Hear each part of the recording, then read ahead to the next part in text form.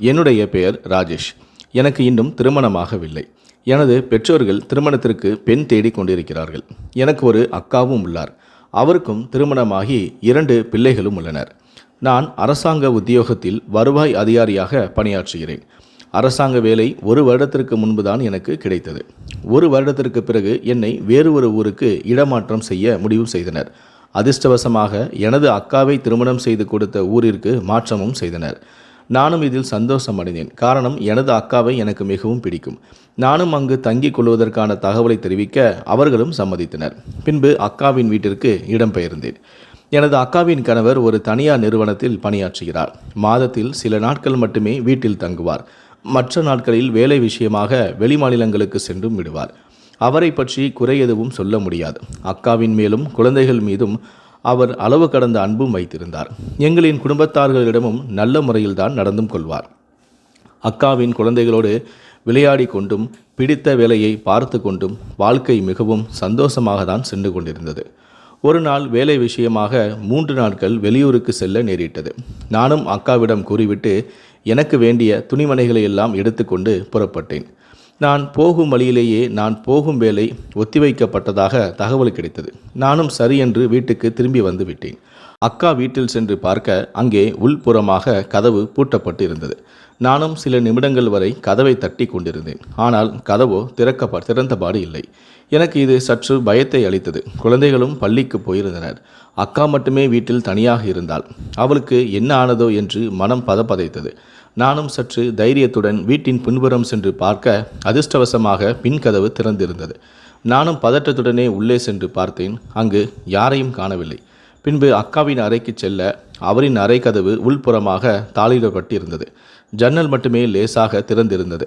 நானும் சிறிதாக ஜன்னலை திறந்து பார்க்க அங்கே அக்காவும் மாமாவும் கட்டிலில் காதல் மழை பொழிந்து கொண்டிருந்தனர். அறை முழுவதும் இருட்டாக இருந்ததால் அவர்களின் முழங்கல் சத்தம் மட்டுமே கேட்டது. நானும் அவசரமாக எங்கே அவர்கள் பார்த்து விடுவார்களோ என்று சென்றது போலவே வெளியே வந்து விட்டேன். எனக்கு வெட்கம் அதிகமாகி போனது. மாமாவும் அக்காவும் இதே போல இருக்கும் சமயத்தில் தொந்தரவு செய்ய பார்த்தேமே என்று என்னை நானே திட்டிக் கொண்டேன். அவர்கள் காதலில் இருந்ததால் நான் கதவை தட்டும் சத்தம் கேட்காமல் திறக்கவில்லை என்றும் புரிந்தும் கொண்டேன். நானும் அவர்களை தொந்தரவு செய்ய மனமில்லாமல் சிறிது நேரம் கழித்து வரலாம் என்று முடிவெடுத்து அருகில் இருந்த ஒரு ஹோட்டலுக்கு சென்று அமர்ந்தும் கொண்டேன். ஒரு காஃபியை ஆர்டர் செய்து கொண்டு அமர்ந்திருக்க அங்கே நான் கண்ட காட்சி என்னை அதிர்ச்சிக்குள்ளாக்கியது. காரணம், அங்கே எனது மாமா நண்பர்களுடன் நான் இருக்கும் இடத்திலிருந்து சற்று அருகில்தான் வந்து அமர்ந்தார். மாமாவும் என்னை பார்த்து விட்டார். பிறகு என்னிடம், நீ வெளியூர் செல்லவில்லையா என்று கேட்க நான் அதிர்ச்சியுடன் அவரை பார்த்து கொண்டிருந்தேன். பிறகு சுதாரித்து கொண்டு, இல்லை, அது தள்ளி வைக்கப்பட்டுள்ளது, பிறகு ஒரு நாள் செல்ல வேண்டும் என்று பதிலளித்தேன். அவரும் ஏன் வீட்டிற்கு செல்லவில்லையா என்று கேட்க நானும் சிறிது யோசித்து, இல்லை, எனது நண்பனுக்காக காத்திருக்கிறேன் என பதில் கூறினேன். பிறகு மாமாவிடம், நீங்கள் வீட்டிலிருந்தா வருகிறீர்கள் என கேட்க அவரோ, இல்லை, நான் காலையில் புறப்பட்டு வந்ததுதான், முக்கியமான சில வேலைகள் இருந்ததால் அதை முடித்துவிட்டு நானும் எனது நண்பர்களும் இப்போதுதான் வந்தோம். நான் வீட்டிற்கு வர சாயங்காலம் ஆகிவிடும் என்று பதிலளித்தார். பின்னர் அவரும் காஃபி குடித்துவிட்டு தனது நண்பர்களுடன் கிளம்பி சென்று விட்டார்.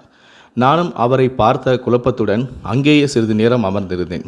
நான் முதலில் வீட்டில் இருந்தது மாமா என்று தான் நினைத்தேன். ஆனால் அவரை அங்கு பார்த்த பிறகுதான் யாராக இருக்கும் என்று யோசிக்க ஆரம்பித்தேன். யோசித்து ஒரு கட்டத்தில் ஒருவேளை நாம் தான் தவறாக பார்த்து விட்டோமோ என்று தோன்றியது. நானும் என்ன ஏதுவென்று புரியாமல் வீட்டிற்கும் வந்துவிட்டேன். அங்கு அக்கா மிகவும் சாதாரணமாகவே இருந்தாள். என்னை பார்த்தவுடன், நீ வெளியூருக்கு செல்லவில்லையா என்று கேட்க நானும் அது தள்ளி வைக்கப்பட்டுள்ளது என்றும் பதிலளித்தேன். பின்பு அக்காவிடம், மாமா வீட்டிற்கு வந்தாரா என கேட்டேன். அதற்கு அவள், இந்த நேரங்களிலெல்லாம் அவர் வரமாட்டார், காலையில் சென்றால் மாலையில்தான் வீடு திரும்புவார், அது மட்டுமல்லாது மாதத்தில் பாதி நாட்கள் வெளியூரிலேயே கழித்து விடுவார் என்று ஆதங்கத்துடன் பதில் கூறினாள். நானும் அவளிடம் அது பற்றி கேட்க மனமில்லாமல் அமைதியாகிவிட்டேன். ஆனாலும் அக்காவை சற்று கவனிக்கவும் செய்தேன். அவள் தவறு செய்து விடுவாளோ என்பதற்காக அல்ல, எங்கே தவறான வழியில் சென்று விடுவாளோ என்பதற்காக. நானும் வேலை நேரங்களில் அடிக்கடி வீட்டு பக்கம் வந்துவிட்டு போனேன். சில நாட்கள் இப்படியே சென்று கொண்டிருந்தது. ஒரு நாள் அலுவலகத்திலிருந்து வேலை விஷயமாக ஒரு ஹோட்டலுக்கு செல்ல நேர்ந்தது.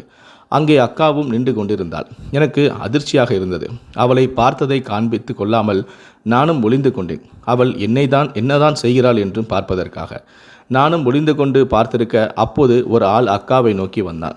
அவனது முகத்தை பார்க்க நான் அதிர்ச்சி அடைந்தேன். காரணம், அவன் என் அக்காவோடு படித்த குமார். அவனை எதற்காக அவனை ஏற்கனவே எனக்கு தெரியும். எங்களது ஊருக்கும் பக்கத்து ஊருக்காரன்தான். என் அக்காவிற்கும் நல்ல நண்பனாக இருந்தான். நானும் ஒருவேளை அவன் யதார்த்தமாக வந்திருக்கலாம் என்று அவர்களையே பார்த்து கொண்டிருந்தேன். இருவரும் சிரித்து பேசிவிட்டு சிறிது நேரத்திலேயே அங்கிருந்து ஒரு அறைக்குள் நுழைந்து விட்டனர். எனக்கு ஓரளவு புரிந்து போனது. அன்று நம் வீட்டில் கண்ட ஆள் இவனாகத்தான் இருக்கும் என்று. எனக்கு மிகவும் மனவேதனையாகவும் அதிர்ச்சியாகவும் வந்தது. காரணம், உயிரையே வைத்திருக்கக்கூடிய கணவருக்கு இப்படி துரோகம் செய்கிறாளே என்று. என்னதான் அக்காவாக இருந்தாலும் அவள் செய்வது தவறுதான். இதை எப்படி அவளிடம் சொல்லி புரிய வைப்பது என்று குழம்பி போனேன். ஒருவேளை இது யதார்த்தமாக சந்திப்பாக இருந்திருக்கலாம். ஆனால் ஹோட்டல் அறைக்குள் சென்றதால் அவனோடு அக்கா கள்ளக்காதலில் இருக்கிறாள் என்பதை நான் உறுதிப்படுத்தியும் கொண்டேன். நானும் அவர்களுக்காக வெகு நேரம் காத்திருந்தேன். பின்பு அவர்கள் இருவருமே அறையை விட்டு வெளியே வந்து பிரிந்து சென்றனர். நானும் என்ன செய்வதென்றே புரியாமல் அவர்கள் போவதையே ஒளிந்து நின்று பார்த்து கொண்டிருந்தேன். சிறிது நேரம் அங்கே இருந்துவிட்டு பின்பு வீட்டிற்கு வந்தேன். வீட்டில் வந்து பார்க்க அக்காவும் சாதாரணமாகவே காட்சியளித்தாள். அவளிடம் நான் ஒன்றும் பேசவில்லை. பாசத்திற்கு பதிலாக அவளை காணும் பொழுதெல்லாம் வெறுப்பு மட்டுமே எனக்கு வந்தது. தனது கணவருக்கு துரோகம் செய்வதுதான் என்னால் தாங்கிக் கொள்ள முடியவில்லை. எனது அக்காவின் கணவர் அவளுக்கு எந்த குறையும் வைத்ததில்லை. அவள் சொல்லும் முன்பே எந்த பொருளாக இருந்தாலும் வாங்கி கொடுத்து விடுவார். அக்காவும் அப்படிதான் கணவரின் மேல் பாசமாக இருப்பாள். இருந்தாலும் பிறகு ஏன் இப்படி செய்கிறாள் என்பது எனக்கு புரியவில்லை. ஒருவேளை கட்டாயத்தின் பேரில் ஏதாவது தவறு செய்கிறாரோ என்று கூட தோன்றியது. ஆனால் அவர்கள் சிரித்து பேசி கொண்டதை பார்க்கும் பொழுது அப்படி எதுவும் இருக்க வாய்ப்பில்லை என்றும் தோன்றியது. அக்காவை பற்றி தெரிந்தால் அக்காவின் கணவர் என்ன செய்வாரோ என்றும் குழந்தைகளின் எதிர்காலம் என்ன ஆகுமோ என்றும் நினைக்கும் பொழுது பயமாகவும் வேதனையாகவும் இருந்தது. நானும் ஒன்றும் செய்ய முடியாமல் இதை எப்படியும் தடுத்து நிறுத்தி அக்காவுக்கு புரிய வைக்க வேண்டும் என்றும் முடிவெடுத்தேன். நானும் சரியான சமயத்திற்காக காத்திருந்தேன். முன்பை விட அக்காவை அதிகமாக கவனிக்கவும் ஆரம்பித்தேன். அக்காவும் கணவர் உறங்கிய பிறகு மாடிக்கு சென்று யாருடனோ ஃபோனில் பேசி கொண்டிருப்பதையும் கவனித்தேன். எனக்கு தெரியும் அது அவனோடு படித்த குமாராக தான் இருக்கும் என்று. நானும் வேலைக்கு செல்வது போல சென்றுவிட்டு தூரத்தில் இருந்து வீட்டை கவனிக்கவும் ஆரம்பித்தேன். வீட்டிற்கு யாரேனும் வருகிறார்களா அல்லது அக்கா வேறு எங்கும் செல்கிறார்களா என்று. நான் நினைத்தது போலவே சில நாட்கள் கழித்து அக்கா ஒரு ஆட்டோவை பிடித்து கொண்டு சென்றாள். நானும் அவள் எங்கு செல்கிறாள் என்பதை பார்ப்பதற்காக அவளுக்கு தெரியாமலேயே பின்தொடர்ந்தேன். ஆட்டோ ஒரு உணவகத்தின் முன் நின்றது. அக்காவும் இறங்கிச் சென்று ஒரு டேபிளில் அமர்ந்தும் கொண்டாள். அவளின் முகம் சற்று பதட்டமாகவே காணப்பட்டது. அவள் யாருக்கோ காத்திருப்பது போல தோன்றியது. நானும் அவள் என்ன செய்கிறாள் என்பதை கவனிப்பதற்காக தூரத்தில் நின்று கொண்டிருந்தேன். சிறிது நேரத்திலேயே ஒரு ஆள் வந்து அவளின் அருகில் அமர்ந்தான். அவனை நான் இதற்கு முன்பு பார்த்ததில்லை. அக்காவும் அவனோடு ஏதோ கெஞ்சுவதைப் போல பேசி கொண்டிருந்தாள். எனக்கும் என்ன நடக்கிறது என்பது புரியாமல் பார்த்து கொண்டிருந்தேன். அப்பொழுது அக்கா தனது பேக்கில் இருந்து 4-5 பணக்கட்டுகளை எடுத்து அவனிடம் கொடுத்தாள். அவனும் அதை சிரித்து கொண்டே வாங்கி கொண்டான். பிறகு அவன் சென்றும் விட்டான். அக்காவும் ஆட்டோவை பிடித்து கொண்டு வீட்டிற்கு வந்து விட்டார். இதை அனைத்துமே பார்த்து கொண்டிருந்த நான் மிகவும் குழப்பமடைந்தேன். எதற்காக அக்கா அவனுக்கு பணத்தை கொடுத்தாள் என்று யோசித்து கொண்டே நானும் வீட்டிற்கு வர அங்கே அக்காவும் கவலையாகவும் பதற்றமாகவும் காணப்பட்டாள். எனக்கும் ஓரளவு புரிந்து போனது, ஏதோ தவறு நடக்கிறது என்று. மறுநாள் எப்பொழுதும் போல அலுவலகம் சென்று விட்டேன். ஆனாலும் அங்கு என்னால் வேலையை பார்க்கவே முடியவில்லை. அவன் யாராக இருக்கும், எதற்காக பணத்தை அக்கா கொடுத்தாள் என்பது யோசித்து குழம்பியும் போனேன். பின்பு ஒரு முடிவு எடுத்து என்று எப்படியும் அக்காவிடம் கேட்டுவிட வேண்டும் என்று வேலையை பாதிலேயே விட்டுவிட்டு வீட்டிற்கு வந்தேன். வீட்டிற்கு வந்து பார்க்க அங்கே கதவு உள்பக்கமாக பூட்டப்பட்டு இருந்தது. நானும் சிறிது நேரம் கதவை தட்டியும் திறக்கவில்லை. எனக்கு அன்று நடந்தது தான் ஞாபகத்திற்கு வந்தது. எங்கே அவள் மீண்டும் அதே போல தவறாக நடந்து கொள்கிறாளோ என்று எனக்கு கோபம் தலைக்கேறியது. இன்று அவளை சும்மா விடக்கூடாது, அவர்களுக்கு ஒரு பாடம் கற்பிக்க வேண்டும் என்று நினைத்து பின்புறமாக கதவை உடைத்து கொண்டு உள்ளே நுழைந்தேன். அங்கே பொருட்கள் அனைத்துமே சிதறி கிடந்தன. அக்காவின் அறைக்குள் சென்று பார்க்க அங்கே அக்காவிடம் நேற்று பணம் வாங்கிய ஆள் அவளை கற்பழிப்பதற்காக பலவந்தப்படுத்தி கொண்டிருந்தான். நானும் கோபமாக அருகில் இருந்த கட்டையை எடுத்து அவனது பின் தலையில் ஓங்கி அடித்தேன். சிறிது நேரத்திலேயே அவனும் மயக்கமடைந்து கீழே சரிந்து விழுந்தான். அக்காவும் என்னை பார்த்ததும் அதிர்ச்சி அடைந்து நின்றிருந்தாள். பிறகு சுதாரித்து கொண்டு பேச ஆரம்பித்தாள். இவன் திருடன், நமது வீட்டிற்குள் திருட வந்துவிட்டான் என்றும் கூறினாள். அவன் கூறியதை கேட்டதும் எனக்கு கோபம் இன்னும் அதிகமானது. அக்கா, போதும் நிறுத்து. இவன் யார் என்பது எனக்கு தெரியும். நேற்று உன்னிடமிருந்து பணத்தை வாங்கி சென்றவன் எப்படி இன்று திருட வருவான்? நீ ஏதோ மறைக்கிறாய். அது மட்டுமல்லாது குமாரோடு அன்று ஹோட்டலில் இருந்ததையும் நான் பார்த்து விட்டேன். நீ இவ்வளவு கேவலமானவளாக இருப்பாய் என்று நான் கனவிலும் நினைத்து பார்க்கவில்லை. இப்பொழுதாவது சொல், இதை அனைத்துமே ஏன் செய்தாய் என்று. இதற்கு மேலும் மௌனமாக இருந்தால் மாமாவிடம் அனைத்து உண்மைகளையும் கூறிவிடுவேன் என்றேன். இதை கேட்டதும் அக்கா பதட்டமடைந்து எனது காலில் விழுந்து அழ ஆரம்பித்தாள். நானும் ஒன்றும் புரியாமல் அவளை ஆசுவாசப்படுத்தினேன். பிறகு அவளாகவே பேசத் தொடங்கினாள். எனது கணவர் நல்லவர் என்பது உண்மைதான். என்மேல் அதிகம் பாசம் வைத்திருக்கிறார் என்பதும் உண்மைதான். திருமணமான புதிதில் எனக்காக நிறைய நேரத்தை செலவிட்டார். என்னையும் அன்பாக பார்த்தும் கொண்டார். ஆனால் குழந்தைகள் பிறந்த பிறகு எங்களுக்குள் இடைவெளி சற்று அதிகமானது. எப்பொழுதும் வேலை வேலை என்று அலைய ஆரம்பித்து விட்டார். நானும் அவரிடம் பலமுறை கேட்டும் கொண்டேன், எனக்காகவும் குழந்தைகளுக்காகவும் நேரத்தை ஒதுக்குங்கள் என்று. ஆனால் அவரோ, நான் சம்பாதிப்பதே உங்களுக்காக தான், அதை விட்டுவிட்டு உங்களோடு இருந்தால் எப்படி உங்களை சந்தோஷமாக வைத்துக்கொள்ள முடியும் என்பார். நானும் அவருக்கு பணத்தை விட சந்தோஷமானது நிறைய உண்டு என்பதையும் புரிய வைக்க முயற்சி செய்தேன். ஆனால் அவரோ எதையும் கேட்கும் மனநிலையில் இல்லை. அவருக்கு பணம் என்பதே குறிக்கோளாக போனது. நானும் அவரோடு கிடைக்காத சந்தோஷத்தையும் நினைத்து விரக்தியில் இருந்தேன். அப்பொழுதுதான் நமது அம்மாவிற்கு உடல்நிலை சரியில்லை என்று செய்தி வந்தது. நானும் கணவரிடம் சொல்லிவிட்டு குழந்தைகளையும் அழைத்து கொண்டு நமது வீட்டிற்கு வந்தேன். அப்பொழுது நீ வெளியூரில் படித்து கொண்டிருந்தாய். அப்பொழுதுதான் குமாரையும் எதேச்சையாக காணவும் நேர்ந்தது. அவனோடு பேசியது சற்று மன நிம்மதியாகவும் இருந்தது. அவனும் நமது வீட்டிற்கு 2-3 முறை வந்து எனது குழந்தைகளோடும் விளையாடி கொண்டிருந்தான். இது எனக்கும் குழந்தைகளுக்கும் மகிழ்ச்சியாக இருந்தது. அவனோடு ஃபோனிலும் வெகு நேரமாக பேசவும் தொடங்கினேன். எனக்கு ஏனோ தெரியவில்லை, அவனை பிடித்தும் போனது. அதற்கு காரணம் என் கணவர்தான். அவர் என்னிடமும் குழந்தைகளிடமும் காட்டாத பாசத்தை குமார் காட்டுவதாக நான் உணர்ந்தேன். பிறகு ஒரு நாள் அவனது நண்பனின் வீட்டிற்கு வரச் சொல்லி அழைத்தான்.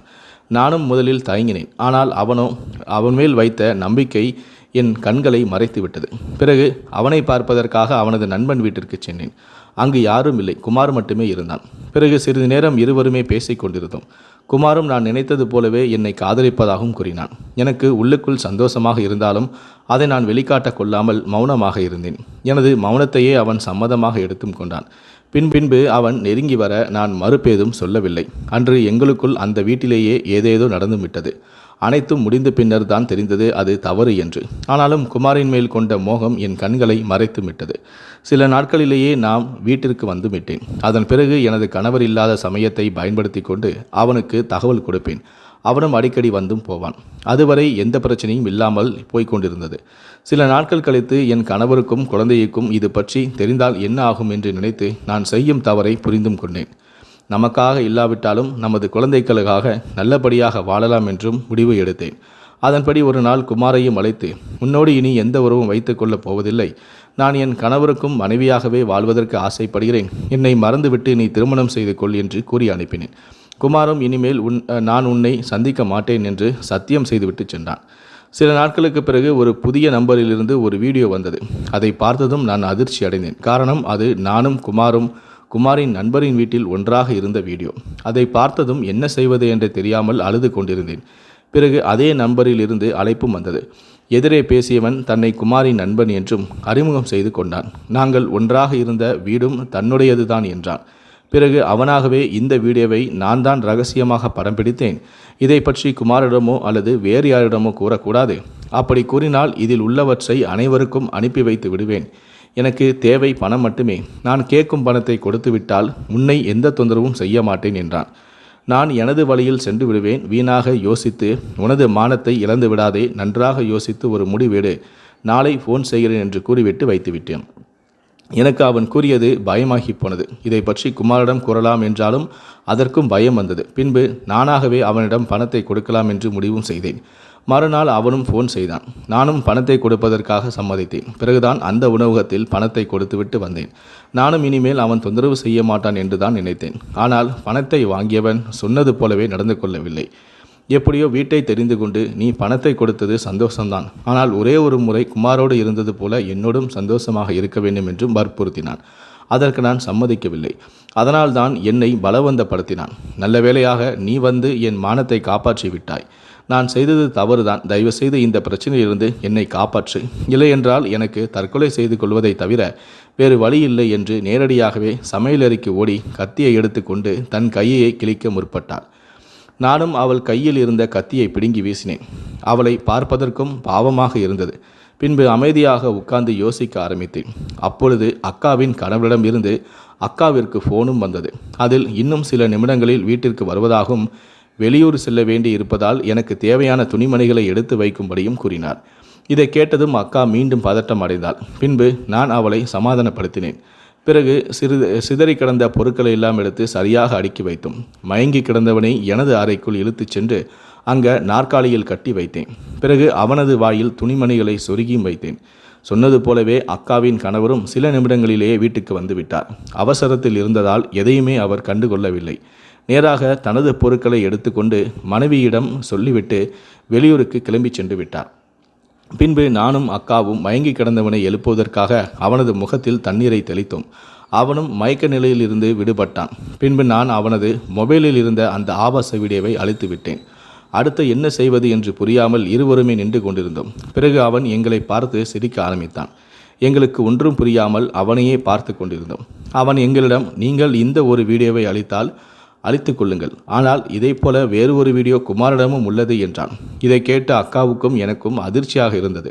பின்பு அவனாகவே தொடர்ந்தான், நீங்கள் என் நினைப்பது போலவே நான் மட்டும் இதை தனியாக செய்யவில்லை. இதற்கான திட்டம் தயாரித்து கொடுத்தவனே குமார்தான். அது மட்டுமல்லாது அவன்தான் உங்களின் வீடியோவையும் எடுத்து வைத்தான். உனது அக்காவை அனுபவிக்கும் வரை அனுபவித்துவிட்டு எப்பொழுது அவள் வேண்டாம் என்று சொல்கிறாரோ அதன் பிறகு இதை வைத்து பணம் பறிக்கலாம் என்று திட்டமிட்டும் இருந்தான். அதனால்தான் நேற்று நான் பணத்தை வாங்கி சென்றேன். அதில் கூட அவனுக்கும் பாதி கொடுக்க வேண்டும். எடுத்தும் கொண்டான்.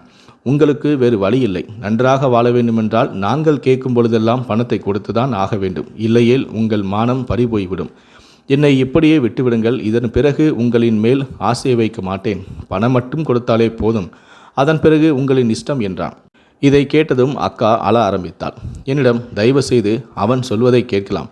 எனக்கு என் கணவரும் குழந்தைகளும் வேண்டும். இது வெளியே தெரிந்தால் என் கணவருக்கும் என்னால் அவமானம் ஏற்படும், குழந்தைகளுக்கும் அவமானம் ஏற்படும். அவர்கள் இல்லாத வாழ்க்கையை என்னால் நினைத்து கூட பார்க்க முடியாது. அவனை விட்டுவிடு, அவன் போகட்டும் என்றாள். நானும் சிறிது நேரம் யோசிக்க ஆரம்பித்தேன். பிறகு அவன் சொல்வது உண்மையா என அவனது மொபைலிலேயே அனைத்தையுமே தேடி பார்த்தேன். அவர்கள் இருவருமே பேசிக்கொண்ட உரையாடல்களை கவனிக்கும் பொழுது அவன் சொல்வது உண்மைதான் என்பதும் எனக்கு புரிந்தது. பிறகு அக்காவிடம், நான் சொல்வதைப் போல கேள், உன்னை நான் காப்பாற்றுகிறேன் என்று வாக்குறுதி அளித்தேன். அவளும் என் மேல் நம்பிக்கை வைத்தாள். பிறகு நான் சொன்னது போலவே குமாரையும் தான் வீட்டில் தனியாக இருப்பதாகவும் இப்பொழுது வந்தால் சந்தோஷமாக இருக்கலாம் எனவும் கூறினார். குமாரும் இதற்காகவே காத்து கிடந்தது போல சில மணி நேரங்களிலேயே வீட்டிற்கு வந்து விட்டான். நானும் அவனுக்கு தெரியாமல் ஒளிந்தும் கொண்டேன். பிறகு நான் வாங்கி வைத்திருந்த மயக்க மாத்திரையை அக்காவிடம் கொடுக்க அவளும் தான் தயாரித்த காஃபியில் கலந்து அவனுக்கு கொடுத்தாள். அவனும் குடித்துவிட்டு சிறிது நேரத்திலேயே மயக்கம் அடைந்து விட்டான். பின்பு இருவருமாக சேர்ந்து அவனையும் கட்டி வைத்தோம். பிறகு காவல்துறைக்கு தகவல் கொடுக்க அவர்களும் வந்து விட்டனர். திருட வந்ததாக அப்போது புகாரும் அளித்தோம்.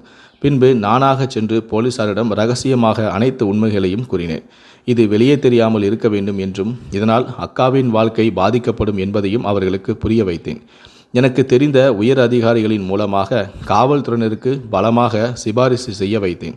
இதனால் காவல்துறையினரும் நான் சொல்வதை கேட்கவும் ஆரம்பித்தனர். அவரிடமிருந்து அனைத்து ஆதாரங்களையும் கேட்டு அளித்து விட்டனர். குமாரையும் அவனது நண்பனையும் 2 நாட்கள் வைத்து நன்றாக கவனித்தனர். அவர்களும் எனது அக்கா வாழ்க்கையில் இனிமேல் வரவே மாட்டேன் என்று கதறி அழுதனர். இருந்தாலும் போலீசார் விடவில்லை. தங்களால் என்ன செய்ய முடியுமோ அனைத்து சித்திரவதைகளையும் செய்தனர். அவர்கள் சரியாக எழுந்து நடக்கவே 6 மாதங்கள் ஆகும். அந்த அளவிற்கு செய்து வைத்தனர் போலீசார். பின்பு இருவரையும் இனிமேல் என் அக்காவின் வாழ்க்கையில் தலையிட்டால் இருவரையும் பெரிய வழக்குகளில் சிக்க வைத்து ஆயுள் முழுவதும் ஜெயிலுக்கு அனுப்பிவிடுவதாகவும் எச்சரிக்கை கொடுத்தனர். அவர்களும் இனிமேல் என் அக்கா வாழ்க்கையில் வரவே மாட்டேன் என்றும் கையெடுத்து கும்பிட்டனர். நானும் அவர்கள் மேல் கொடுத்த புகாரை திரும்ப பெற்று கொண்டேன். எனக்கு அவர்களுக்கு தண்டனை கிடைத்தால் போதும். எனக்கு தெரியும் அக்காவின் வழக்கில் அவர்களுக்கு அதிகமான தண்டனை கிடைக்காது என்று.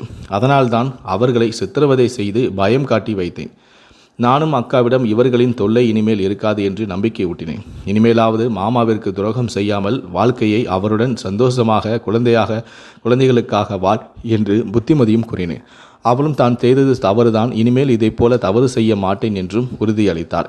நானும் சில மாதங்களிலேயே அவர்களின் வீட்டை விட்டு எனது சொந்த ஊருக்கு மாறுதலாகி வந்தும் விட்டேன். எனக்கு திருமணமாகியும் விட்டது. ஆனால் மாமா செய்த தவறை நானும் செய்யவில்லை. என் மனைவிக்காகவும் குழந்தைகளுக்காகவும் என்னால் எவ்வளவு முடியுமோ அவ்வளவு நேரம் ஒதுக்கி அவளுடன் சந்தோஷமாக வாழ்க்கையை வாழ்ந்து கொண்டிருக்கிறேன். இந்த வீடியோவை பற்றிய உங்களுடைய மேலான கருத்துக்களை கீழே இருக்கக்கூடிய கமெண்ட் செக்ஷனில் மறக்காமல் தெரிவிக்கவும். நன்றி, வணக்கம்.